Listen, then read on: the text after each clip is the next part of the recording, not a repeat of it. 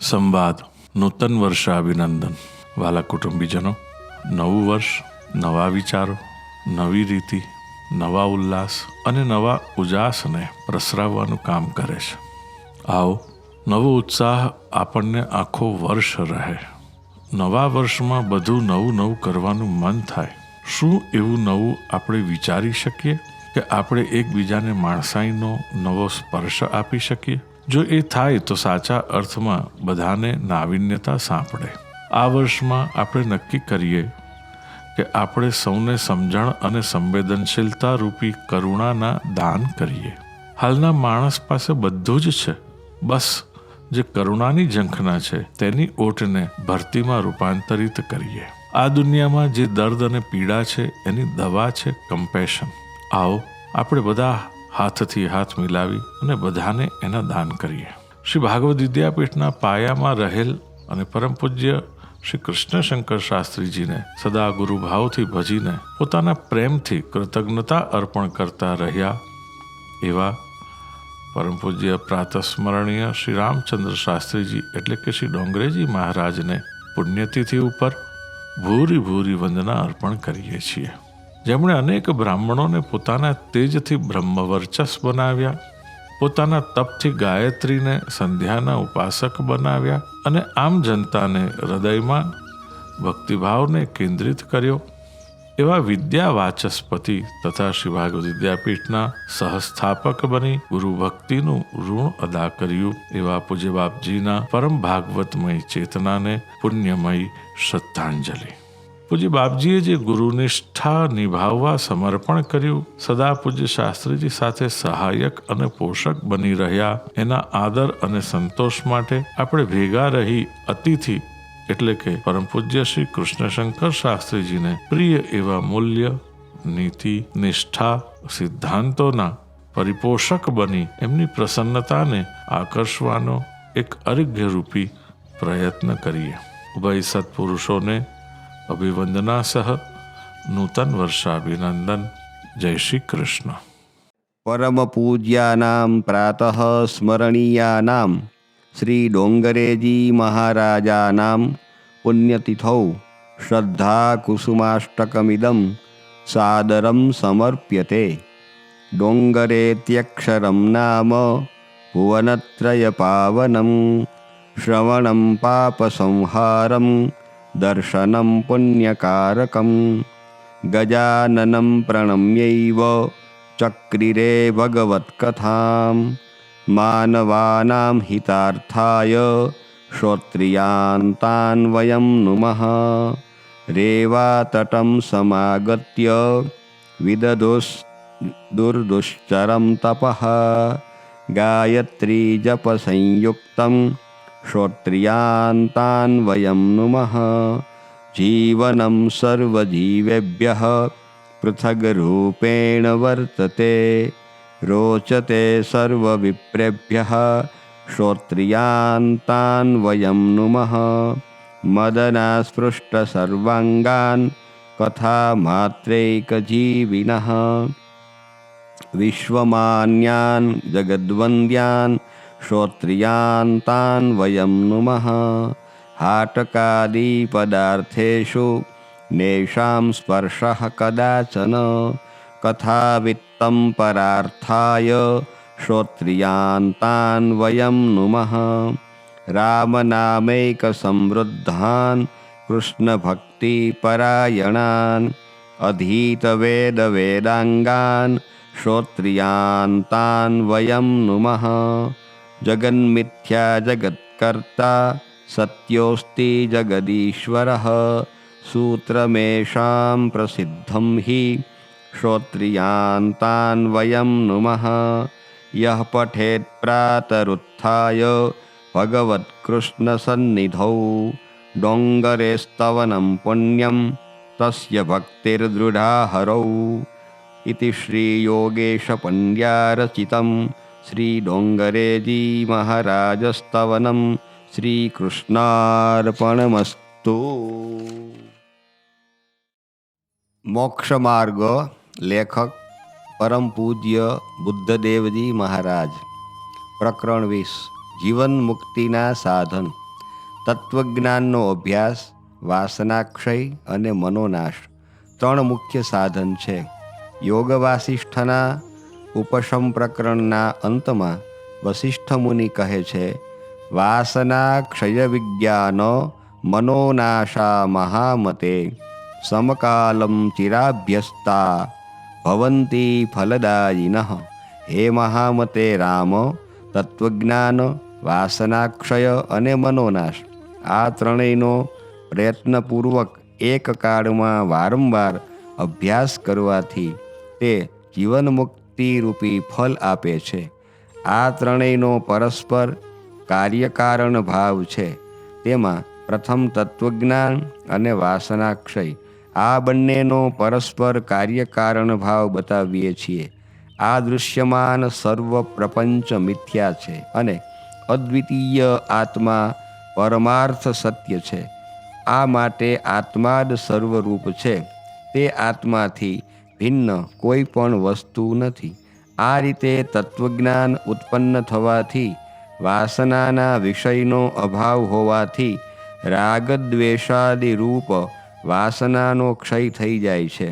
તે તત્વજ્ઞાન ન થવાથી શબ્દાદિ વિષયોમાંથી સત્યપણું દૂર થતું નથી. તેથી ઉત્તરોત્તર તે રાગદ્વેષાદિ રૂપ વાસનાનો પ્રવાહ ચાલુ રહે છે. એવી રીતે તત્વજ્ઞાન વાસનાક્ષયનું કારણ છે. એવી રીતે બંનેના અન્વય વ્યતિરેક દ્વારા કારણ કાર્ય ભાવ છે. એટલે તત્વજ્ઞાન હોય તો વાસનાક્ષય હોય છે. આ અન્વય છે. અને તત્વજ્ઞાન ન હોય તો વાસનાક્ષય પણ ન હોય. આ વ્યતિરેક છે. આ પ્રમાણે આગળ પણ સમજવું. આવી રીતે વાસનાક્ષય પણ તત્વજ્ઞાનનું કારણ છે. વિવેક કરીને દોષ દર્શન વડે તથા મૈત્રી કરુણાદિક વિરોધી વાસના વડે જ્યારે જિજ્ઞાસુની રાગદ્વેષાદિ રૂપ વાસનાનો ક્ષય થાય છે, ત્યારે તે જિજ્ઞાસુ પુરુષના શુદ્ધ ચિત્તમાં શ્રુતિ તથા ગુરુની કૃપાથી તત્વજ્ઞાન ઉદ્ભવે છે. વાસનાક્ષયના અભાવથી રાગદ્વેષાદિ વડે મન દૂષિત થાય છે. તે દૂષિત મનવાળા પુરુષને શમદમાદિ સાધન સંપત્તિના અભાવથી શ્રવણાદિ થઈ શકે નહીં. તેથી કરીને તે તત્વજ્ઞાન ઉત્પન્ન થાય નહીં. એવી રીતે વાસનાક્ષય તત્વજ્ઞાનનું કારણ છે. યોગ વાસિષ્ઠમાં પણ કહ્યું છે કે યાવન્ન વાસના નાશઃ તાવત તત્વાગમઃ કુતઃ યાવન્ન તત્વ સંપ્રાપ્તિર ન તાવદ વાસનાક્ષય. જ્યાં સુધી વાસનાનો ક્ષય થાય નહીં ત્યાં સુધી તત્વજ્ઞાનની પ્રાપ્તિ કેવી રીતે થઈ શકે? એવી રીતે જ્યાં સુધી તત્વજ્ઞાનનો લાભ થાય નહીં ત્યાં સુધી વાસનાક્ષય પણ થઈ શકે નહીં. હવે તત્વજ્ઞાન અને મનોનાશ આ બંનેનો પરસ્પર કાર્યકારણ ભાવ બતાવીએ છીએ. તત્વજ્ઞાન થવાથી જ પુરુષને પ્રપંચના મિથ્યાત્વનું જ્ઞાન થાય છે. તે મિથ્યાત્વના નિશ્ચય વડે શુક્તિ, છીપ, રજતની જેમ સર્વ પ્રપંચનો બાદ થાય છે. તે મિથ્યા પ્રપંચમાં મન પ્રવૃત્ત થતું નથી અને સત્યરૂપે કરીને નિશ્ચય કરેલો જે આત્મા છે તે આત્મા મનનો વિષય છે જ નહીં. આ માટે તે આત્મામાં પણ મનની પ્રવૃત્તિ થઈ શકે નહીં.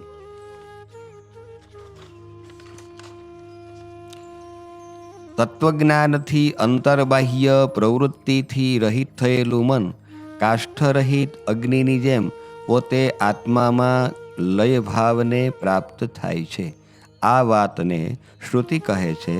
જીવન મુક્તિ વિવેકમાં પણ દર્શાવેલું છે કે યથા નિરિંધનો વહ્નિઃ સ્વયોના ઉપશામ્યતિ તદ્વદ વૃત્તિક્ષયાચિત્તમ સ્વયોના ઉપશામ્યતિ. જેમ કાષ્ઠાદિથી રહિત અગ્નિ પોતાના સમાન કારણ તેજમાં લય થઈ જાય છે, તેમ સર્વવૃત્તિઓનો નાશ થવાથી ચિત્ત પણ પોતાના અધિષ્ઠાનરૂપ કારણ બ્રહ્મમાં લય ભાવને પામે છે. આ જ મનનો નાશ છે. તત્વજ્ઞાનના અભાવથી તે પ્રપંચનો સત્યત્વ ભ્રમ દૂર થતો નથી. તેથી પદાર્થાકાર વૃત્તિઓ વડે વૃદ્ધિ પામેલું મન અત્યંત સ્થૂળ થાય છે. તે સ્થૂળતાને પ્રાપ્ત થયેલા મનનો નાશ થતો નથી. આ પ્રમાણે તત્વજ્ઞાન મનોનાશનું કારણ છે. એવી રીતે મનોનાશ પણ તત્વજ્ઞાનનું કારણ છે. મનોનાશ થવાથી સર્વદ્વૈત વૃત્તિઓની નિવૃત્તિ થાય છે. તેથી સર્વ ઉપાધિઓથી રહિત શુદ્ધ ચિત્તવાળા પુરુષને શ્રુતિગુરુની કૃપાથી બ્રહ્મજ્ઞાન થાય છે.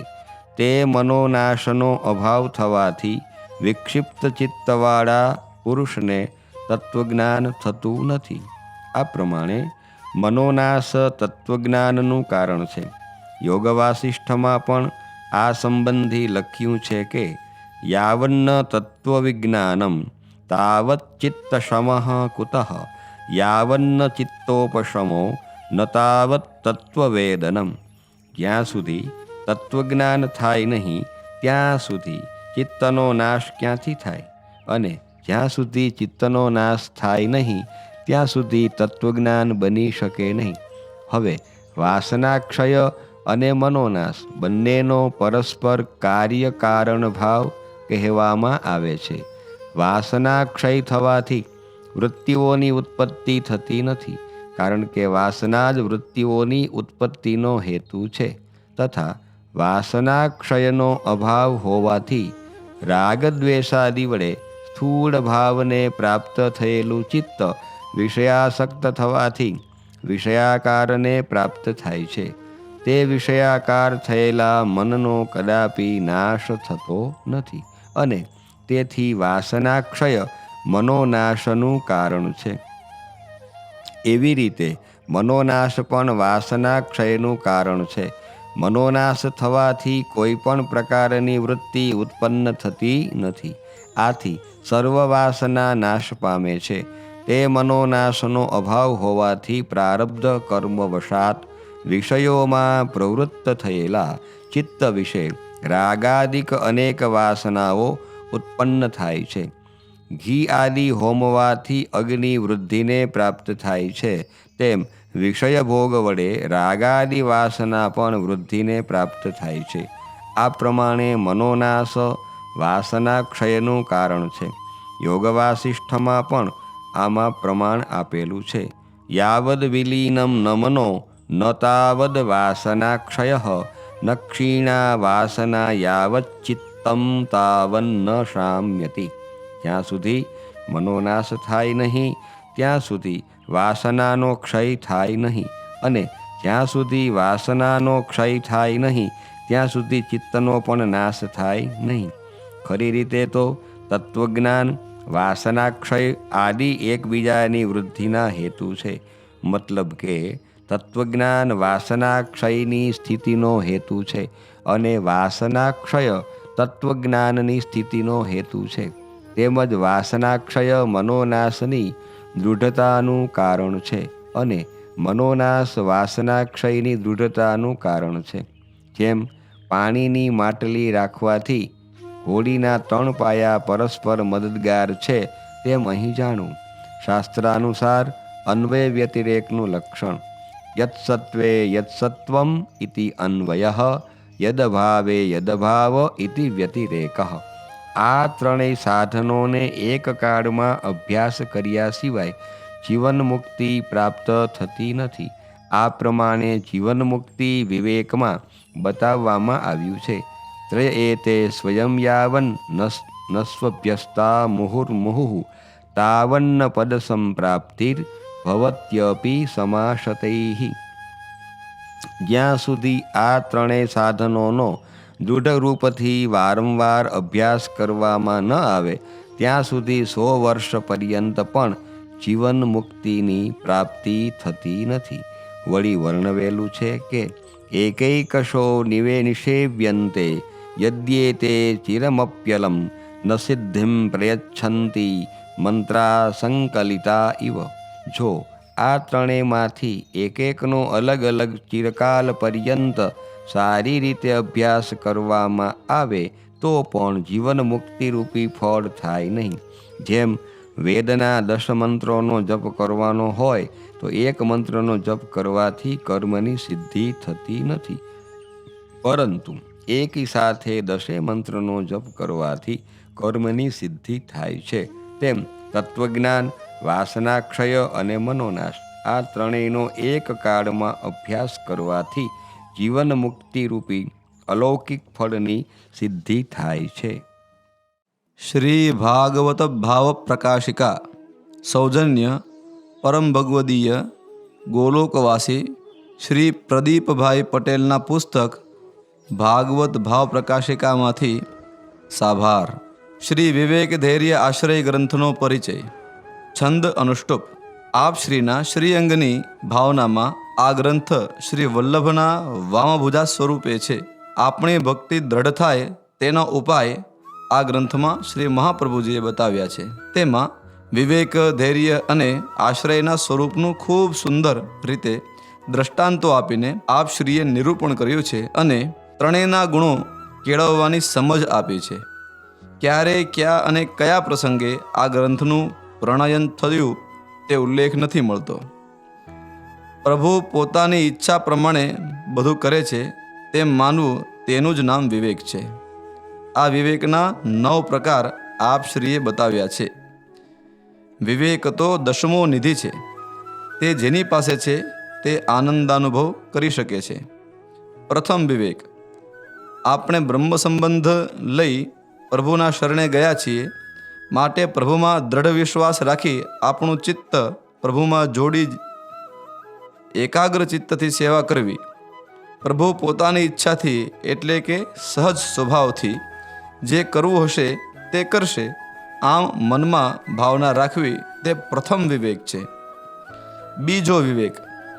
જ્યારે જીવ પ્રભુને ચરણે જાય છે ત્યારે શરૂઆતમાં તેની ઈચ્છા લૌકિક અને વૈદિક કાર્યો સિદ્ધ કરવાની હોય છે, પરંતુ પ્રભુ જાણતા હોય છે કે આવી ઈચ્છાઓ પૂરી કરવાથી જીવનું ભલું થશે નહીં. તેથી જીવની આવી ઈચ્છાઓ પૂરી થતી નથી. પણ જ્યારે જીવ સેવા સંબંધી અલૌકિક ઈચ્છા કરે છે ત્યારે પ્રભુ તેની ઈચ્છા અવશ્ય પૂરી કરે છે. માટે પ્રાર્થના કરી સ્વામીના અભિપ્રાયમાં સંશય કરવો નહીં. પ્રભુ સર્વસમર્થ તે યાદ રાખવું તે બીજો વિવેક છે. ત્રીજો વિવેક. પ્રાર્થના કરી માગણી કરવાથી દાસ ધર્મમાં ન્યૂનતા આવે છે, કારણ કે આપણા સ્વામીની કૃતિમાં આપણને વિશ્વાસ છે તેમ સમજીએ તો ઉત્તમ ફળ મળતું નથી. માટે માગણી માટે પ્રાર્થના ક્યારેય કરવી નહીં. ચોથો વિવેક. પ્રભુ બધું આપવા સમર્થ છે, માટે તેમની સેવા છોડી બીજા પ્રયત્નો કરીએ તો નકામા જાય છે. માટે પ્રભુ જે કાંઈ કરશે તે યોગ્ય જ હશે એમ વિશ્વાસ રાખવો. પાંચમો વિવેક. હું પ્રભુનો છું તે બ્રહ્મ સંબંધની ભાવના રાખી વાસના રહિત અભિમાનનો ત્યાગ કરવો. આપણે સ્વતંત્ર નથી, પરતંત્ર છીએ તે યાદ રાખવું. છઠ્ઠો વિવેક. ઉત્તમ સેવકના અંતઃકરણમાં પ્રભુનો પ્રવેશ થાય છે, તેવા શુદ્ધ અંતઃકરણમાં પ્રભુની વિશેષ આજ્ઞા થાય છે. આજ્ઞા ભગવદ સુખ માટેની હોય તે પ્રમાણે કરવા તત્પર રહેવું એ છઠ્ઠો વિવેક છે. સાતમો વિવેક. આપત્તિ વખતમાં હઠનો ત્યાગ કરવો અને જે મળે તેનાથી ચલાવી લેવું. આઠમો વિવેક. લૌકિક વૈદિક કાર્યો ભગવદ સેવા છોડી કરવા નહીં, તે આસક્તિ વગર કરવા. નવમો વિવેક. ધર્મ અને અધર્મનો સૂક્ષ્મ વિચાર કરી દરેક કાર્યો કરવા, સારા કાર્યો જ કરવા. ભગવત કૃપાથી આશ્રય સિદ્ધ થઈ શકે છે, અન્યથા વિવેક અને ધૈર્ય સિવાય આશ્રય દ્રઢ નથી થઈ શકતો. વિવેક, ધૈર્ય અને આશ્રય શબ્દ સામાન્ય અર્થોમાં શ્રી મહાપ્રભુજીને વિવક્ષિત નથી, પરંતુ એક નિશ્ચિત પારિભાષિક અર્થમાં જ વિવક્ષિત છે. જેમ વિવેક અર્થાત હરિ સર્વનિજેચ્છા તો કરિષ્યતિ. ધૈર્ય ત્રિદુઃખ સહનમામૃતમ સર્વતઃ સદા. આશ્રય ઐહિક પારલૌકિકે ચ સર્વથા શરણમ હરિ. આ જ પારિભાષિક અર્થો પુષ્ટિમાર્ગીય કૃષ્ણ સેવામાં ઉપયોગી બને છે. કૃષ્ણ સેવામાં પ્રવૃત્ત પુષ્ટિભક્ત કઈ કઈ પરિસ્થિતિઓમાં સેવા કરતા માટે આવશ્યક વિવેક ધૈર્ય આશ્રયને ખોઈ શકે છે તથા કયા ઉપાયો વડે આમની રક્ષા સંભવે છે આદિ વિષયોનું નિરૂપણ આ ગ્રંથમાં થયું છે. જન્મથી મૃત્યુ પર્યંત બધા પ્રકારના દુઃખોને સ્વીકારી લેવા તેનો પ્રતિકાર ન કરવો, તેનું જ નામ ધૈર્ય છે. 3 પ્રકારના દુઃખો બતાવી તેમાં કેવી રીતે રહેવું અને તે દૂર કરવા કયા ઉપાયો વિચારવા તેનું નિરૂપણ કરતા આપ શ્રીએ ધૈર્યનું સ્વરૂપ બતાવ્યું છે. દુઃખોને સ્વીકારી લેવા તેનો પ્રતિકાર ના કરવો, ક્યારેક એકાદ દુઃખ સહી લેવું અને ક્યારેક વિચલિત થઈ જવું એ ધૈર્યનો સ્વભાવ નથી. દુઃખ 3 પ્રકારના છે. આધિભૌતિક દુઃખ અર્થાત દેહ સંબંધી. દૂર કરવા માખણ કાઢી લીધા પછી છાશ સત્વ વિનાની મમત્વપણાની બુદ્ધિ ન રાખતા સારરૂપ પ્રભુમાં જ મન પરોવવું. બીજું આધ્યાત્મિક દુઃખ ઇન્દ્રિયો સંબંધી હોય છે. તે દૂર કરવા જડ ભરતના જેવી ભાવના રાખવી. ભરતજી પરોપકાર કરતા હરણીના બચ્ચામાં મમતા થવાથી હરણ યોનિમાં જન્મ લીધો. પછી જ્યારે બ્રાહ્મણ કુલમાં જન્મ થયો ત્યારે પ્રભુ કૃપાના બળે પાછલા જન્મોનું ભાન રહેવાથી કોઈના સંગ ન કરવાનો નિશ્ચય કરી જળ, માટી, પથ્થર વગેરે ની જેમ પડ્યા રહેતા હતા. ઇન્દ્રિયોના વિષયોમાં પૂર્ણ વૈરાગ્યવાન હતા, જેથી ભૂખ વગેરે પણ બાધા કરી શકતા નથી. તેવી ભાવનાથી આધ્યાત્મિક દુઃખ સહન કરવી, દૂર કરવું, માન અપમાન સરખા ગણવા. ત્રીજું આધિદૈવિક દુઃખ પ્રારબ્ધ ભોગવવા કે પ્રભુએ ફળ આપવામાં વિલંબ સંબંધી હોય છે. ભક્તિભાવપૂર્વક દીનતા રાખી ભગવાનના શરણે રહી તે સહન કરવા જોઈએ. જેમ અંતર ગૃહગતા ગોપીજનોને પ્રભુને કામ દ્વારા મળવાની ઈચ્છા હતી, જેથી પ્રભુએ તેમને તેમના સંબંધી દ્વારા મળવામાં પ્રતિબંધ કર્યો. તે પ્રતિબંધ ઇત્યાદિ દુઃખમાં દેહાંતે હું નિશ્ચય કૃતાર્થ થઈ જઈશ એવી બુદ્ધિથી વિરહનો અનુભવ કરતાં કરતાં પ્રભુમાં ચિત્ત જોડવાથી આધિદૈવિક દુઃખ દૂર થાય છે. પ્રભુની સર્વાત્મ ભાવે શરણાગતિ અને કઈ કઈ પરિસ્થિતિમાં તેમનો દ્રઢ આશ્રય રાખવો તેનું નિરૂપણ કરી આશ્રયનું સ્વરૂપ સમજાયું છે. આ 3 બાબતો જીવનમાં ઉતારી મનન કરી જીવનમાં ઉતારવાની ખાસ જરૂર છે. શાંતિ ક્ષણની આવશ્યકતા. શ્રી મુકુંદ પટેલ, PhD, શાંતિ સંશોધન, શાંતિ સંશોધક, શાંતિ સાહસિક, ક્વાઇટ વર્સિસ ક્વેશ્ચન્સ. શિક્ષણ અને શાંતિ અભિન્ન છે, એકબીજાના પૂરક છે. શાંતિ શિક્ષણના વિશે આધુનિક સમાજમાં લોકો ઓછી જાણકારી ધરાવે છે. શાંતિ શિક્ષણનો વ્યાપ અને સમજ જેટલો થવો જોઈએ તેટલો થયો નથી, મર્યાદિત રહેલ છે. સમાજમાં સમજ પેદા કરવા અને શાંતિ માટે શિક્ષણ અનિવાર્ય છે. શિક્ષણની શરૂઆત વ્યક્તિના જન્મથી થાય છે અને જીવન પર્યંત શિક્ષણનો અનુભવ કરવાની તક પ્રાપ્ત થાય છે. જીવન દરમિયાન સજીવો એટલે કે વ્યક્તિઓ, પ્રાણીઓ, વનસ્પતિઓ વગેરે સંસાધનો, કાર્ય, પ્રક્રિયા, સમય અને સ્થળ દ્વારા શિક્ષણનો સાપેક્ષ અને પરોક્ષ રીતે અનુભવ થાય છે. શિક્ષણનો મૂળભૂત ઉદ્દેશ્ય શાંતિ છે. શિક્ષણ એ નિરંતર ચાલતી પ્રક્રિયા છે. વ્યક્તિના જીવનમાં આવનાર પ્રથમ અને આદર્શ શિક્ષક એ તેની માતા છે.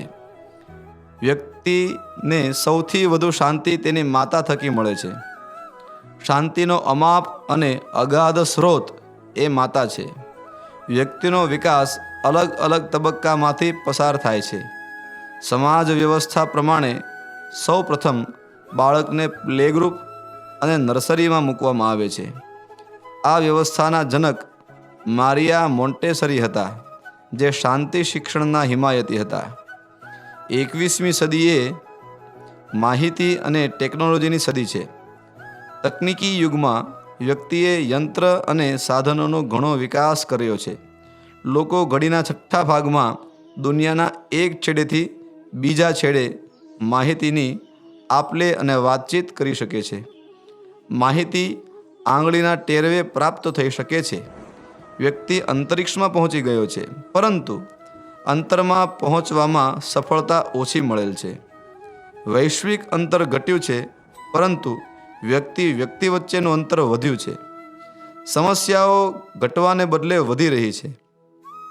માહિતીની આપલેમાં શાબ્દિક હિંસા અને વિવાદ વધારનાર તત્વો પર લોકોનો અંકુશ રહ્યો નથી. લોકો શાંતિથી તદ્દન અજાણ છે.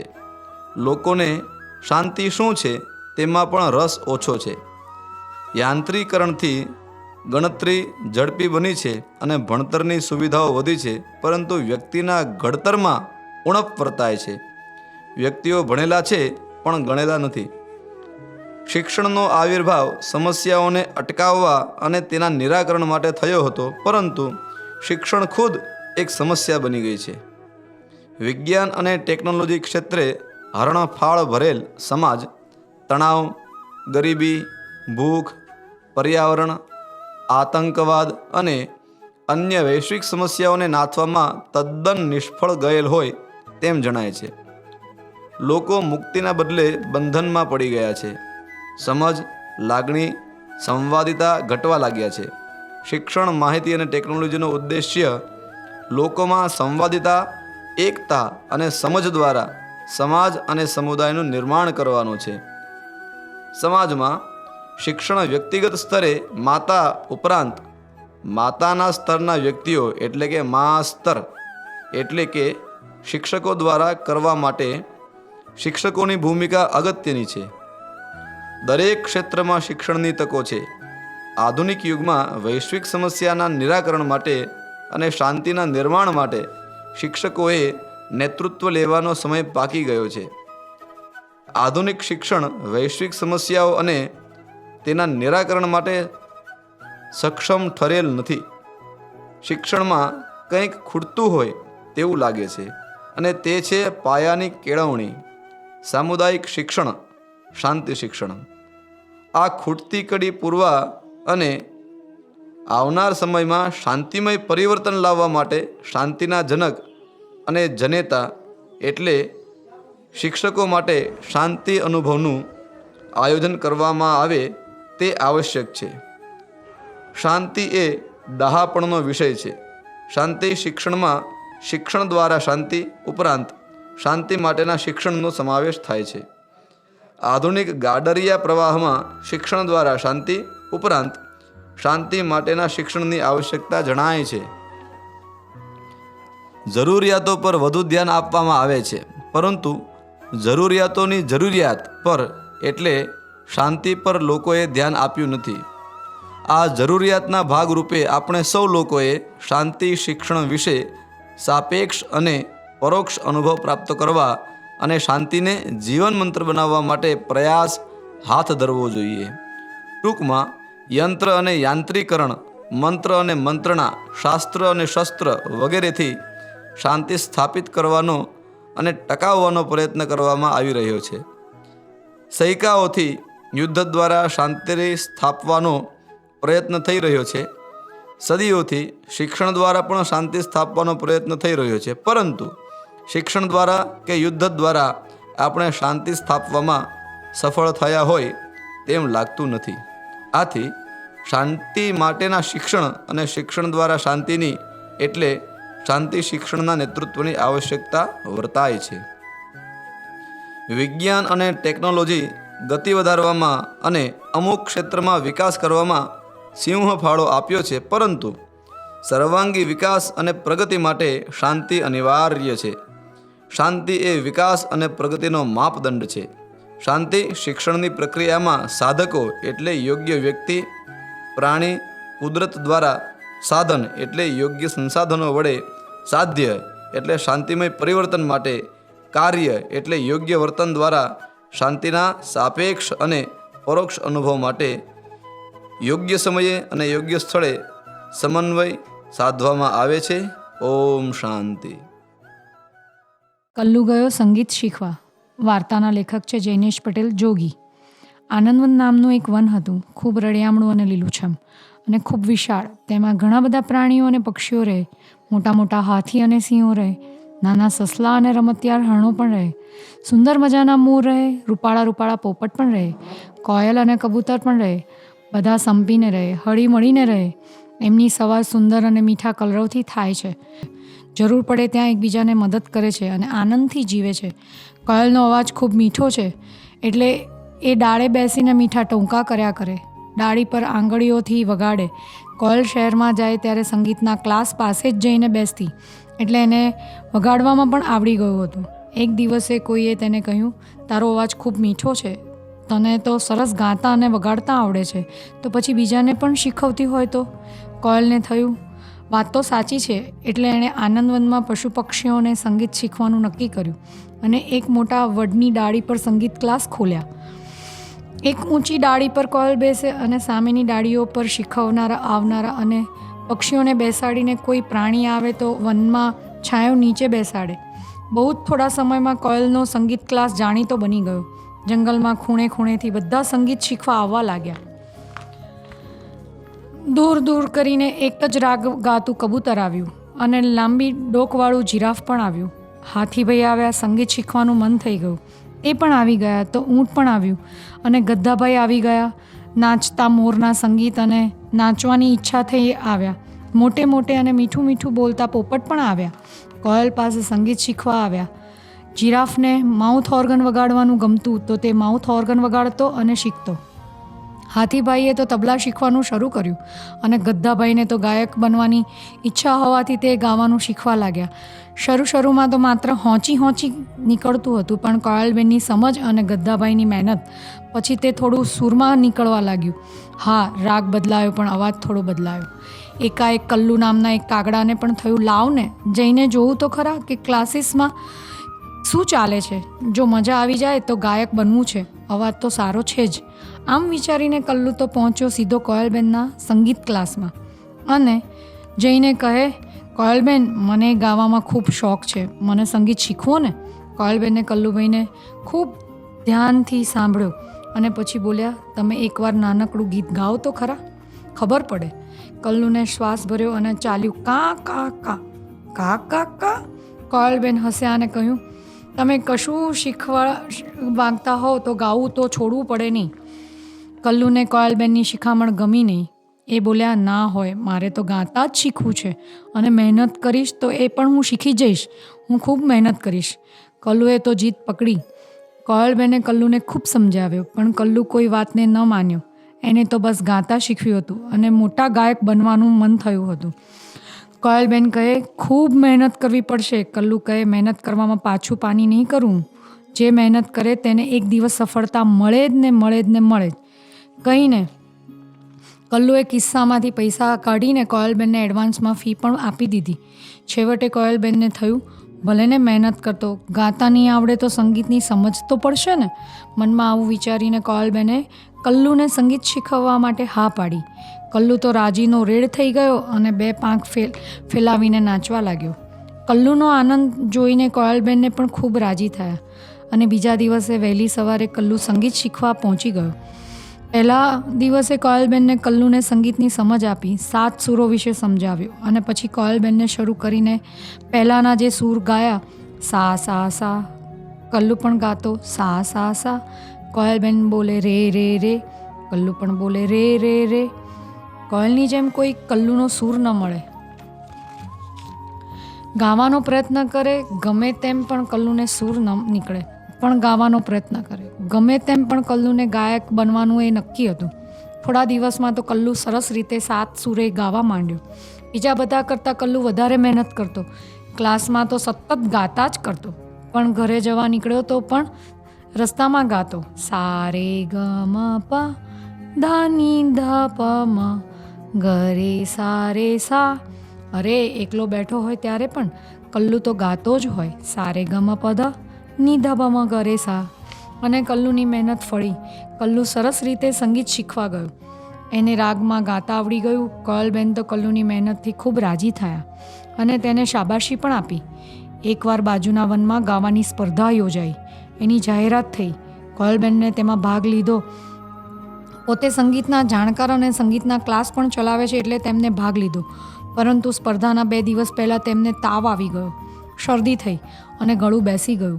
મીઠાના પાણીના કોગળા કર્યા, મધ અને હળદર ખાધા, પણ કોઈ ફરક ન પડ્યો. અવાજ ન ઉઘડ્યો. બિચારા કોયલબેન, હવે શું કરવું? એમણે સંગીત ક્લાસમાં જાહેરાત કરી, કોઈ મારા બદલે સ્પર્ધામાં ગાય તો ઘણું સારું, આપણા આનંદવનનું નામ રહેશે. સાંભળ્યું બધાએ, પણ કોઈ આગળ ન આવ્યું. બધાને એમ કે આ તો સ્પર્ધા છે ને, આમાં આપણું ગજું નહીં. કોયલબેને કલ્લુ સામે જોયું અને કલ્લુભાઈ બોલ્યા, તમે પ્રયત્ન કરો, ભાગ તો લો. કલ્લુ તૈયાર થઈ ગયો. કોયલબેને પોતાની જગ્યાએ કલ્લુનું નામ મોકલી આપ્યું. કલ્લુ તો સ્પર્ધાના દિવસે તૈયાર થઈને ગયો, સાથે કોયલબેનને પણ લઈ ગયા. સ્પર્ધામાં સારા સારા ગાયકો આવ્યા હતા. આસપાસના વનમાંથી આવેલા ગાયકો જોઈને કલ્લુ ડરી ગયો, પણ કોયલબેને હિંમત આપતા કહ્યું, કોઈને જોઈને ડરી નહીં જવાનું. અવાજ તો ગળામાંથી નીકળે છે. મોં જોઈને કોઈને જીતાડવાના નથી હોતા. કલ્લુભાઈ, તમારે ડર્યા વિના સરસ ગાવાનું છે. નંબર આવે કે ન આવે, પણ આપણે આપણું શ્રેષ્ઠ કામ કરી બતાવવાનું છે.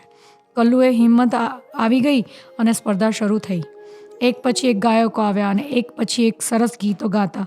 છેલ્લે કલ્લુનો વારો આવ્યો. કલ્લુ ઊભો થયો. કોયલબેન માથે હાથ મૂકીને આશીર્વાદ આપ્યા. કલ્લુએ સ્ટેજ પર આવીને માઇક હાથમાં લીધું અને સા રે ગ મ પ કરીને આલાપ કર્યો અને પછી ખૂબ સરસ સંગીત ગાયું. અને ગીત ગાતા ગાતા બધા સાંભળતા સાંભળતા આનંદમાં આવી ગયા. તાળીઓ પાડવા લાગ્યા. સૌથી વધારે તાળીઓ તો કલ્લુ માટે જ પડી. કોયલબેન તો રાજી થઈને જાણે નાચવા લાગ્યા.